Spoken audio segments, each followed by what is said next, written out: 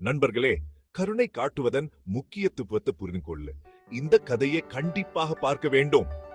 ஒரு விவசாயி தன் வயலில் நெல் விதைச்சு வளர்த்து வந்தார்.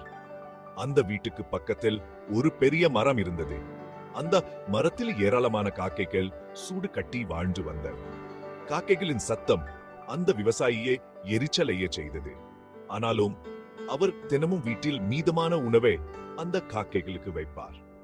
ஒரு நாள் அந்த விவசாயியின் வயலில பூச்சிகள் படையெடுத்தன.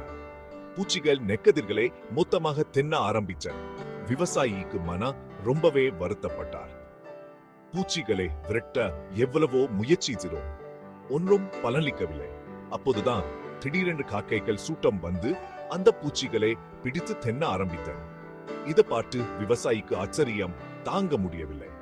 அந்த காக்கைகளுக்கு நன்றி சொல்லி அவற்றை நண்பர்களாக ஏற்றுக்கொண்டார். இந்த கதை நமக்கு என்ன சொல்லுது தெரியுமா? நாம் மற்றவர்களுக்கு நன்மை செய்தா அந்த நன்மை நமக்கு திரும்ப கிடைக்கும் என்பதா.